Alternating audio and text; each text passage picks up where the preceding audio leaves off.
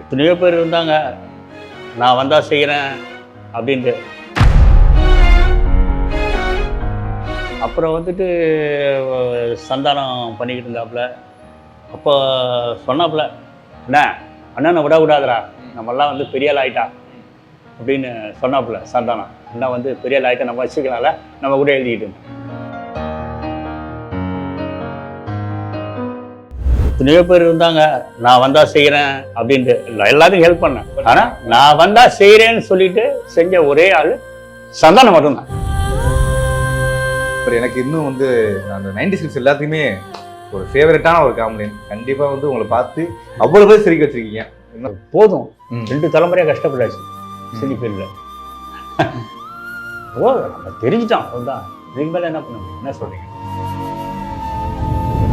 வேற என்ன இருக்குது? வேற சொத்து தான் சேர்க்கலையே தவிர மற்றபடி பசங்களை படிக்க வச்சு செஞ்சு ஒரு கிராஜுவேட் ஆகினா அதெல்லாம் ஒரு பெருமை தானே. 30-40 வீடு தான் மாறியாச்சு. மாசத்துக்கு 5 நாளைக்கு ஒரு வீடு வாடகை கொடுக்க முடியாது. என்ன அவ்வளோ கஷ்டம்.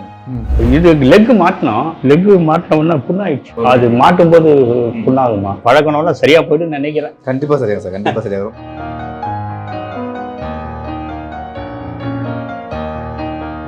இந்த 16 வயசுல எங்க அப்பா இறந்துட்டாரு. அப்புறம் எல்லாம் வந்து 5 பசங்க, நான் பெரியவன், என்ன கீழே 3 தம்பி ஒரு தங்கச்சி. எமோஷனல் ஆயிட்டீங்களா? என்ன வாடகை வீட்டில் இருக்கிறேன், இது என்ன பெரிய மாளிகை. இருந்தாலும் வந்து ரொம்ப அழகா மெயின்டைன் பண்ணிருக்கீங்களே, அதுக்காக வந்து MCR Pure Cotton Club formals and casual shirts. Summer வந்தாச்சு, எங்க கிட்ட விட்டுருங்க, நாங்க பாத்துக்கிறோம். GT Holidays, South India's #1 travel brand. உங்கள் தங்க நகையை விற்று உடனடி பணம் பெற மேக்ஸ் கோல்ட். கால் 04445454545. கலாட்டா தமிழ் நேயர்களுக்கு வணக்கம். அதாவது நம்ம யார் வீட்டுக்கு வந்திருக்கோம் அப்படின்னு பார்த்தீங்கன்னா, இவர் வந்து 90s கிட்ஸ் வந்து ரொம்ப ஃபேவரட்டான ஒரு காமெடின்னு சொல்லலாம். அதாவது 90s கிட்ஸ் எல்லாருமே வந்து விஜய் டிவி முன்னாடியே உட்கார்ந்த ஒரு காலம். இந்த சீரீஸையும் இந்த ஷோவையும் வந்து யாருமே வந்து மிஸ் பண்ணிக்க மாட்டாங்க. லுல்லு சபா, அதுல வந்து நிறைய காமெடியன்ஸ் வந்து உருவாகி சினிமாவில் உள்ள போயிருக்காங்க. அதில் வந்து முக்கியமான ஒருத்தர் வந்து லுல்லு சபா உதயா அவர்கள். அவர் வீட்டுக்கு தான் வந்திருக்கோம். ஹாய் சார், வணக்கம். எப்படி இருக்கீங்க? நல்லா இருக்கீங்களா? நல்லா இருக்கேன் சார். ஓகே சார், எப்படி போயிட்டு இருக்கு உங்களுக்கு? பரவாயில்ல. இது லெக் மாட்டினோம். சரி சார். லெக் மாட்டினோம்னா புண்ணாயிடுச்சு. அது மாட்டும் போது புண்ணாகுமா? திரும்பி கொஞ்சம் ரெடி ஆகிட்டு ஆறின புண்ணு எல்லாம் ஃபுல்லாக ஆறினவுடனே திரும்பி மாட்டலான்னு. பட் எனக்கு இன்னும் வந்து அந்த 90s கிட்ஸ் எல்லாத்தையுமே ஒரு ஃபேவரட்டான ஒரு காமெடியன். கண்டிப்பாக வந்து உங்களை பார்த்து அவ்வளோ பேர் சிரிக்க வச்சிருக்கீங்க. இன்னும் வந்து உங்கள் வீடை பார்க்கவும் எனக்கு ஆசை சார். சும்மா வந்து எங்களுக்காக நீங்கள் வாங்கின அவார்டு அதெல்லாம் வந்து சுற்றி கட்ட முடியுமா சார் எங்களுக்காக? என்ன வாடகை வீட்டில் இருக்கிறேன், இது என்ன பெரிய மாளிகை. இருந்தாலும் வந்து ரொம்ப அழகாக மெயின்டைன் பண்ணிருக்கீங்களே, அதுக்காக வந்து கேட்கலான்னு இருக்கேன். சரி சார், வாங்க. நான் அப்படியே நானே உங்களுக்கு கூட்டு போகிறேன் சார். இதுல வந்து நிறைய அவார்டுகள் இருக்கு. இப்பயும் வந்து உங்களுக்கு ஃபேவரட்டான ஒரு அவார்டு என்ன சொல்வீங்க? இதில் சந்தானத்துக்கிட்ட வாங்கின டிடி, அப்புறம் லுல்லு சபா 20 இயர்ஸ் கொண்டாடினாங்க ஒரு சேனல். ஓகே சார், அது ஒன்று. அப்புறம் விஜய் டிவி வந்து சிரிக்கோ உதயா அப்படின்னு எனக்கு ஒரு பட்டம் கொடுத்தாங்க. அது வந்து செந்தில் அவர்கள் வந்து கொடுத்தாரு. அதோட அவார்டு. Okay okay. இன்னும் வந்து நிறைய பேர்த்த சிரிக்க வச்சிருக்கீங்க. நீங்கள் பார்த்த ஃபஸ்ட்டு ரசிகர் இருப்பாங்கல்ல அந்த காலகட்டத்தில் வந்து உதயானா எனக்கு நீங்கள் அவ்வளோ சிரிக்க வச்சிருக்கீங்க. வந்து நிறைய பேர் வந்து எமோஷனலாக பேசிப்பாங்க, அதெல்லாம் ஞாபகம் இருக்கா சார் உங்களுக்கு? அப்போ வந்துட்டு நான் பஸ்ஸில் ஆரம்ப காலத்தில் பஸ்ஸில் சார், ஐயோ சார் நீங்கள் உட்காருங்க, எந்திரிச்சிட்டு உட்காருங்க சார், நீங்கள் ஐயோ நீங்கள் எதுக்கு நிற்கிறீங்க? ஐயோ நான் சின்ன பையன், ஐயோ நீங்கள் வந்து உட்காரணும் அப்படின்னு சொல்லிட்டு பஸ்ஸில் இடம் கொடுப்பாங்க. வயலின் வாட்சிட்டு இருந்தேன் நான். அப்போ வந்து இப்படியே நடந்து போயிட்டே இருப்பேன். திடீர்னு ஒரு பைக் நிற்கும். சார் நீங்க உதவி தானே, மிமிகிரிலாம் பண்ணுவீங்களா? ஆமா, உட்காருங்க. எங்க போறீங்க? நான் அண்ணாமலை பண்ற போறேங்க. நான் உங்களுக்காக இறக்கி விடுறேங்கன்னு சொல்லிட்டு அப்படிலாம் இறக்கி விட்டுருக்காங்க. ஆனா இந்த அவார்டு ஒன்று நல்லா இருக்குது, பல குரல் மன்னன் அப்படின்னு சொல்லி ஒரு அவார்டு வாங்கியிருக்கீங்க. அது வந்து என்னென்ன வாய்ஸ் உங்களுக்கு ஈஸியா வரும்? அது நிறைய வாய்ஸ் பேசியிருந்தேன். இப்ப வயசாகி போச்சு சார். வயசாக நீ இன்னும் அப்படியே பாக்குற மாதிரி தான் இருக்கு. 90s கிட்ஸ் மாதிரி தான் இருக்கு இன்னும். தேங்காய் சீனிவாசன் மிருதங்க சக்கரவர்த்திங்கிற படத்துல ஒரு இது பேசியிருப்பாரு. எவ்வா மிருதங்க சக்கரவர்த்தி சுபியாபுள்ள இருக்கிறாரு, சாதாரண ஆள் இல்ல. அந்த காலத்துல ஒரு பத்திரிகை வாசிக்கும் போது ஜனகா மாதிரி வைப்பாங்க, அந்த ஈல நானு ஒரு ஈமா அது மாதிரி. இப்போ அந்த டிடி டென்ஷன் இப்போ வாங்கும்போது லொல்லு சபால வந்து இந்த மூவிக்கு போறது அப்படிங்கிறது வந்து ஒரு பயங்கரமான ஒரு விஷயம். ஏன்னா நிறைய பேர் என்ன சொன்னா சின்ன திரையில வந்து மூவிக்கு போக முடியாது அப்படின்னு சொல்லுவாங்க. அதான் நீங்க உடைச்ச இல்ல, வந்துட்டு நான் வந்து சின்ன திரையில எல்லாம் வர்றதுக்கு முன்னாடியே வந்து வேலை கட்சி படத்தை ஆக்ட் பண்ணேன். சத்யராஜ் சார் கவுண்டமணி கூட ஆக்ட் பண்ணியிருக்கேன். வேலை கிடைச்சிச்சு, நடிகன், அப்புறம் வந்து புது மனிதன், சூரியவம்சம், நிறைய படம் பண்ணியிருக்கேன் நான். பண்ணிக்கிட்டு ஒரு ஒரு ஒரு சான்ஸ் வந்து சின்னி இருக்கார்ல, சின்னிக்கு வந்து அப்போ நான் காமெடியில் எழுதி கொடுத்துட்ருப்பேன். அப்போ வந்து சொன்னார், விஜய் டிவியில் வந்து ஒரு ப்ரோக்ராம் பண்ணுறானுங்கடா, நீ வந்து ஹெல்ப் பண்ணால் நல்லாயிருக்கும் ஸ்கிரிப்ட் ஒர்க்கு. சரிங்க. சகல ரகலன்னு ஒரு ப்ரோக்ராம், அதுதான் ஃபஸ்ட்டு நான் நாங்கள் இன்ட்ரடியூஸ் பண்ணேன்.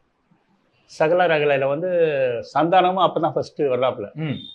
ஒரு ஃபஸ்ட்டு வந்து சின்ன சின்ன இதெல்லாம் பண்ணிடுறேன், மெயின் ரோலாக பண்ணுறாப்புல. சந்தானம் வந்துட்டு நம்ம ஆக்ட் பண்ணானே, எப்படி நான் இந்த எக்ஸ்பிரஷன்லாம் நீங்கள் பண்ணுறீங்க, அது எப்படி நான் கண்ணுலேயே கொஞ்சம் எனக்கு வரமாட்டேங்குதுண்ணே, சொல்லுங்கண்ணே அப்படிமா. இல்லைடா உனக்கு வரும், நீ பண்ணி இப்போ தானே வந்திருக்க சொல்லிட்டு பார்த்து ரசிப்பாப்புல, உங்களை ரொம்ப இது பண்ணுவாப்புல. சந்தானமும் ஸ்கிரிப்ட் எழுதுவாப்புல, எல்லாம் ஒன்றா உட்காந்து ஸ்கிரிப்ட் வயசு எல்லாம் உட்காந்து எழுதுவோம். ஆரம்பத்தில் வந்து பார்த்தீங்கன்னா சகலரக வந்து ஒரு நாள் வந்து ஒரு செக்மெண்ட்டு தான் எழுதணும்.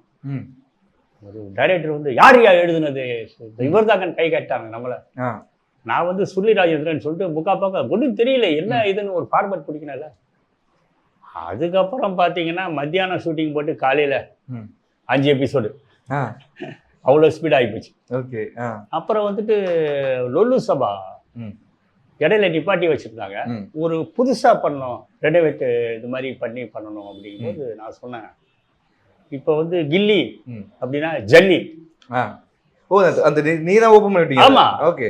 அது வந்து சிந்து பை ரவி, அப்படி சிந்து பை ரவி அப்படின்னா சிந்து பை ரவி அப்படிலாம் டைட்டில் வச்சு, கிழக்கே போகும் ரயில் அப்படின்னா குறுக்கே போகும் ரயில், இந்த மாதிரி காமெடியாக எல்லாம் ஒரு இது பண்ணி அப்படி மாற்றி இது பண்ணோம். அது கொஞ்சம் நல்லா வரவேற்பு. அப்புறம் வந்துட்டு சந்தானம் பண்ணிக்கிட்டு இருந்தாப்புல. அப்போ சொன்னாப்புல, அண்ணனை விட விடாதரா, நம்மெல்லாம் வந்து பெரிய ஆள் ஆயிட்டா அப்படின்னு சொன்னாப்புல சந்தானம். அண்ணா வந்து பெரிய ஆள் ஆயிட்டா, நம்ம வச்சுக்கலாம்ல, நம்ம கூட எழுதிக்கிட்டு இருந்தேன். நான் வந்து சரி எல்லாரும் சொல்றதுதானே இது அப்படிதான் நான் நினைச்சேன். அப்ப இருக்கிற காலகட்டத்தில் எல்லாரும் சரிப்பா வச்சுக்கப்பா அப்படின்னு. திடீர்னு ஒரு நாள் ஃபோன் பண்ணா, ஒரு சின்ன வேஷம் ஒன்று இருக்குது, 750 தான் கொடுப்பாங்க, பண்ணுங்கண்ணே நீங்க பண்ணா நல்லா இருக்கும் அப்படின்னா. சரிடான்னு போனா திராத விளையாட்டு பிள்ளை அப்படின்னு ஒரு படம். ஆமா, அதுல வந்துட்டு பேஷண்ட் ரோல். இந்த மாதிரி இப்ப ரொம்ப கஷ்டமா இருக்குது, நான் வந்து ஹாஸ்பிட்டல்ல வந்து பேஷண்ட் ஆயிட்டேன் அப்படின்னு சொல்லிட்டு, பாரு குழந்தை குட்டிலாம் ஆகி போச்சு, அதனால குழந்தைங்களாம் ஹெல்ப்பர் வேலைக்கு விட்டு நான் ஏதோ பொழைச்சி வாழ்ந்துட்டு இருக்கேன் அப்படி மாதிரி சொல்லிக்கிட்டே இருந்தேன். அந்த பொண்ணு யாருப்பா ரிலேஷனா அப்படின்னு சொல்லிக்கிட்டு பண்ணியிருந்தேன். அந்த ஹீரோயின் பொண்ணு யாரு ரிலேஷன்ஸா அப்படிங்க. அது வந்துட்டு சொல்லிக்கிட்டே இருந்தேன். டேக் போகும்போது அது மானிட்டர் சொன்னாங்க, நான் குமார் அந்த பொண்ணு நான் உனக்கு ரிலையன்ஸ் அப்படின்ட்டேன். நல்லா இருக்கு, இதை வச்சுக்கினான். கடைசியில பார்த்தா அந்த படத்திலே வந்து என்ன ரிலையன்ஸா அப்படின்னு மட்டும்தான் வந்தது, மிச்ச சீன்லாம் கட் பண்ணிட்டேன். அங்க பாரு நான் வரேன்னு காட்டுறதுக்குள்ள முடிஞ்சிடாது. அது வந்துட்டு நல்ல ரீச். அது அதுதான் நம்ம யாரும் தெரியறதுக்கு வந்து ஒரு ஒரு சின்ன ஒரு ஸ்பார்க் தானே அது. அதே மாதிரி வந்தாப்புல வச்சுக்கிட்டாப்புல நம்மள ஒரு 8 வருஷம் அப்படியே இது பண்ணி நல்ல சம்பளம்லாம் கொடுத்து. எத்தனையோ பேர் இருந்தாங்க, நான் வந்தா செய்கிறேன் அப்படின்ட்டு. மியூசிக் லைனில் இருக்கட்டும், நடிப்பு துறையில் இருக்கட்டும், எத்தனையோ பேர் வந்தா எல்லாரும் ஹெல்ப் பண்ணேன். பட் ஆனால் நான் வந்தா செய்கிறேன்னு சொல்லிட்டு செஞ்ச ஒரே ஆள் சந்தானம் மட்டும்தான். பட் வந்து இப்போ வந்து நீங்கள் வந்து அங்கே எழுதிருக்கீங்க அங்கே டேபிளில், அது வந்து அந்த ஆடின காலும் பாடின வாயும் சும்மா இருக்காது அப்படின்னு சொல்லுவாங்கல்ல, அதை எழுதிருக்கீங்க.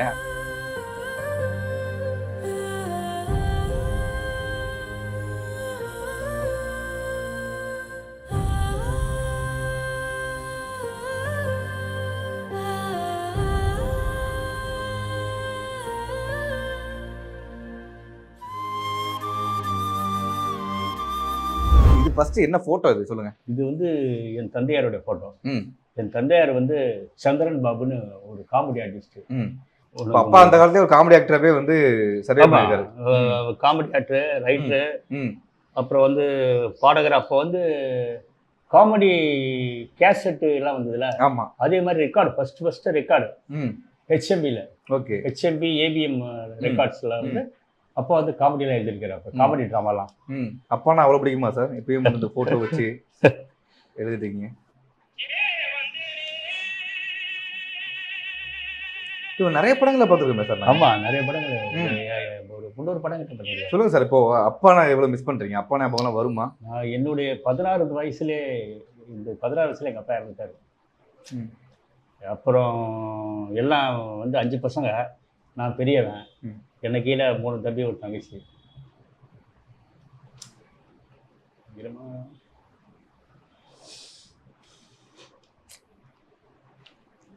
எமோஷனல் ஆயிட்டீங்களா? ஒன்று ஒரு ப்ரோக்ராமு, ம். அதுக்கு வந்து டைட்டிலுக்கு மட்டும் எழுதினேன். ம். ரவுடிங்க பேர் ரவுடி டேஞ்சர் சுந்தராஜன், ம். மல்டி பர்பஸு, ம். அட்லாண்டா ஆறுமுகம், ம். சபாஸ், சென்னை கவி. ம். இந்த மாதிரி எங்கே ஒரு ரொம்ப எழுத முடியல, ரொம்ப 1 இயர் ஆகி போச்சுல, ம். ரொம்ப கஷ்டப்பட்டு ஸ்ட்ரெயின் பண்ண வேண்டியது இப்போ. ம். அது கொஞ்சம் பழக்கணும்னா சரியாக போய்ட்டு நினைக்கிறேன். கண்டிப்பாக சரியாக சார், கண்டிப்பாக சரியாக வரும். பட் எனக்கு என்னன்னா, சென்டிமெண்ட்டாகவே உங்களுக்கு இந்த இடம் தான் வந்து எப்பவுமே எழுதுவீங்களா? இந்த வீட்டுக்கு வந்து தான் 3 கல்யாணம் நடந்தது. யாருக்கு சார்? என் பையனுக்கு ஓகே. 2 பொண்ணுங்க. ஆ. பசங்கள்லாம் படிக்க வச்சுட்டேன் கஷ்டப்பட்டு. எப்படியோ பையன் வந்து லயோலாவில் ம். பண்ணான். 2 பொண்ணுங்க ஸ்டெல்லா மேரிஸ் ம். தான் அவங்க மேரேஜ் ஃபோட்டோ. கூட்டு போ சார்.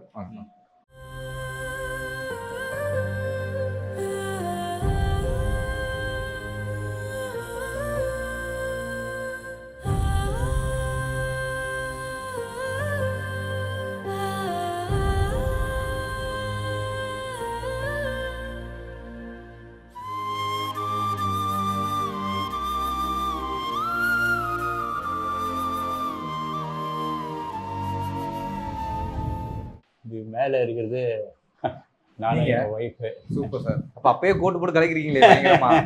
இது வந்து பெரிய பையனோட கல்யாணம் ஃபோட்டோ. நீங்கள் எஸ்பிபி கார்டன் நடந்தா சார்? இல்லை, அது கோயம்புத்தூரில் இருந்தது. Okay sir.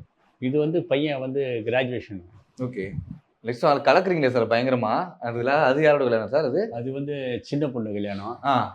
போன மாதம் தான் பெரிய பொண்ணு கல்யாணம் நடந்தது. Super sir. அது இனிமேல் தான் ஃபோட்டோஸ் எல்லாம் வரணும். வரணும். ஆமாம். பேரன் பற்றிலாம் இருக்கா சார்? பேரன் பார்த்தீங்களா? ஆமாம், பேரன் ஒருத்தன் பிறந்திருக்காரு. ம். ஒரு 6 மாதம் ஆகுது. ம். அடுத்து ஒரு மருமக டெலிவரி இருக்கிறேன். சூப்பர். அண்டு அவர் நான் வந்து இது திரைத்துறைக்கு இறக்கி விடுவீங்களா? ஐயோ, திரைத்துறையெல்லாம் வந்து கிடையாது. கலைஞானத்துக்கு வந்து நான் அப்படி. என் பையன் வந்து கிட்டாரிஸ்ட். ஓ சூப்பர். பையன் வந்து கிட்டார் வாசிப்பான். ம். அதனால வந்து ஆர்வம் இருக்கிறேன். கிட்டார் வாசிப்பான், டான்ஸ் ஆடுவான். அதே மாதிரி பொண்ணு டான்ஸ் ஆடும். ம். எல்லாம் வந்து அந்த இதெல்லாம் நான் இது அது வந்து நான் இது பண்ணுவேன் அவங்களுக்கு. உற்சாகப்படுத்துறது. படிக்கணும். படித்தாதான் எல்லாமே இந்த உலகத்தில். படித்ததுனால தான் வந்து இன்னைக்கு வந்து இவ்வளோ எல்லா வேலைக்கு போய் ஒரு இதாக இருக்கிறாங்க. அது வந்து போதும். 2 தலைமுறையாக கஷ்டப்பட்டாச்சு சினி ஃபீல்டில். நம்ம தெரிஞ்சிட்டோம், அதுதான். இதுக்கு மேலே என்ன பண்ண முடியும்? என்ன சொல்கிறீங்க? நம்ம ஒரு காமெடி ஆர்டிஸ்ட்டு அப்படிங்கிறது நிரூபிச்சாச்சு. வேற என்ன இருக்குது? வேற சொத்து தான் சேர்க்கலையே தவிர மற்றபடி பசங்களை படிக்க வச்சு செஞ்சு ஒரு கிராஜுவேட் ஆகினா அதெல்லாம் ஒரு பெருமை தானே வாழ்க்கையில். சினிமாக்காரங்களுக்கு வந்து 2 வந்து ஒரு பயங்கரமான கஷ்டம். ஒன்று வீடு, இன்னொன்று வந்து மனைவி. சினிமாக்காரங்க பொண்ணுலாம் கொடுக்காதப்பா அப்படிம்பாங்க. உங்களுக்கு எப்படி சார் இருந்துச்சு அப்போ? அதாவது அவங்க வீட்டில் வந்து நான் நடிகர் அப்படிலாம் சொல்லலை. வயலின் அப்படின்னா சரின்னு சொல்லிட்டு வயலின் தெரியல கட்டி கொடுத்துட்டாங்க. கட்டி கொடுத்தோன்னா என்ன சார் எப்படி சார் தொழிலே தெரியாமல் கட்டி கொடுத்தாங்க? அது தான் கேளுங்க. கட்டி கொடுத்துட்டாங்க. கட்டி கொடுத்தோன்னா வீட்டில் ஒய்ஃபு மறுநாள் 2 நாள் கழிச்சு சொல்கிறாங்க, எங்கள் அண்ணா வந்து வயரிங் வேலையெல்லாம் பார்க்குறாரு, தச்சு வேலை கார்பெண்டர் அவர், அதனால இதெல்லாம் கான்ட்ராக்ட்லாம் எடுப்பாங்க, அதனால நீங்கள் வயரிங் வேலைக்கு ஒன்றும் அவஸ்தை வெளியே போய் தேட தேவையில்ல, வீட்டிலேயே பார்த்துக்கலாம் அப்படின்னா. வயரிங்கா? வயலினுமா அப்படின்னு. வயலினா? அப்படிங்களா? கல்யாணம் பண்ணி எல்லாம் முடிஞ்சு போச்சு, இனிமே ஒன்றும் பண்ண முடியாது அப்படின்னு. ஐயோ என்னங்க அது, சரி என்னமோ நல்லவங்கிட்ட மாட்டினேன். அப்புறம் வந்துட்டு ஓகே ஆயிட்டாங்க அவங்க. ஐயோ என்ன சினிமா, அதுக்கப்புறம் கட்டி கொடுத்தோன்னா அவங்க ரொம்ப கவலைப்பட ஆரம்பிச்சிட்டாங்க. ஐயோ என்னது சினிமாங்கிறது ஒரு இது இல்லையாது. எங்க அப்பா வந்து நடிகர்னு தெரியும், ஆனா பையன் வந்து அவங்க வயரிங் நினைச்சுக்கிட்டாங்க. வயலினை வந்து வயரிங் நினைப்பானுங்களா, என்னமோ காதுல அவனுக்கு வயல விழுந்துச்சு. ஓகே, அதுக்கப்புறம் கொஞ்சம் கொஞ்சமா இம்ப்ரூவ்மெண்ட் ஆகி டெவலப் ஆகி ஓரளவுக்கு வந்து பசங்கள்லாம் படிக்க வச்சோன்னா அவங்களுக்கு ஒரு சந்தோஷமாகி போச்சு. சரி ஓகே அப்படின்னு. ஆனால் இப்பயும் வந்து நமக்கு அதாவது நீங்கள் ஆரம்ப காலகட்டத்தில் வந்து வீடு இல்லாமையோ இல்லை வந்து வீட்டுக்காகவோ வந்து அலைஞ்சிருக்கீங்களா? நான் வீடே இல்லாமல் 3 நாள் இருந்தேங்க, குடும்பத்தோட வீடே இல்லாமல். ஒரு வீட்டிலலாம் அப்படியே இடம் கட்டு படுத்துக்கிறாருன்னு சொல்லிட்டு அவ்வளோ கஷ்டப்பட்டேன் நான். அவ்வளோ கொஞ்சம் நெஞ்சம் இல்லாதெல்லாம் ஏகப்பட்ட வீடு, 30-40 வீடு தான் மாறியாச்சு. மாதத்துக்கு 15 நாளைக்கு ஒரு வீடு, வாடகை கொடுக்க முடியாது. என்ன அவ்வளோ கஷ்டம். இப்போல்லாம் வந்து இப்போ இருக்கிற மாதிரிலாம் கிடையாது. இப்போல்லாம் இப்போ வந்து சும்மா உட்காந்தாலே பிரியாணி சாப்பிட்றான்னு கேட்குறாங்க. சும்மா உட்காந்துருந்தானா சார் பிரியாணி கூட அவருக்கு அப்படின்னு கொடுத்துட்டு போகிறாங்க. இப்போல்லாம் வந்து ரொம்ப கஷ்டம். இப்போல்லாம் வந்து எவ்வளோ மேலு. இப்போ இருக்கிற காலகட்டம் தான் உண்மையிலேயே வந்து பொற்காலம் வந்து இப்போ தான் எனக்கு சொல்கிறேன் நான். முன்னெல்லாம் வந்து அவ்வளோ கஷ்டங்கள் அவ்வளோ இது இருந்தது. இவ்வளோ காலத்தில் வந்து எல்லாத்துக்கும் சாப்பாடு கிடைக்கிது. ஏதோ ஒருத்தனுக்கு 2 பேர் தான் வந்து வீம்புக்குன்னே இதாகிட்டாங்க தவிர மற்றவங்களுக்கு தான் ஓரளவுக்கு எல்லாம் படிச்சுட்டாங்க. பட் சார் பட் உங்களுக்கு ஒரு மெமரிஸ் ஞாபகம் இருக்கா? எனக்கு வந்து இந்த நாள் வந்து எனக்கு யோசித்தேன்ப்பா, வீடே இல்லாமல் இருக்குமே அப்படின்னு சொல்லி ரொம்ப கஷ்டப்பட்டேன்ப்பா. ஒரு இன்சிடென்ட்டாக ஞாபகம் இருக்கும், மைண்டில் ஸ்டோர் ஆகிருக்கும்ல, அது என்ன இன்சிடென்ட் சார்? ஆக்சுவலாக என்ன சொல்கிறது, எல்லாம் தான் கஷ்டப்பட்டு வந்திருக்கிறாங்க. அது வந்துட்டு ஒன்றும் சொல்கிற மாதிரிலாம் இல்லை. எல்லாருக்கும் கஷ்டம் வரும். அதாவது அவன் கஷ்டம் ஒவ்வொருக்கு பிரித்து கொடுத்து ஐயோ வேணாம்பானுங்க. அந்த மூட்டை சொல்லுவாங்கள்ல, ஒரு மூட்டை வந்து கடவுள் வந்து எல்லா மூட்டையும் கட்டிக்கிட்டு இங்கே வந்து போட்டு எது சின்ன மூட்டையாக இருக்குது எடுத்துக்கன்னு பார்த்தா எல்லாம் இதை விட பெருசாக இருக்குதான்.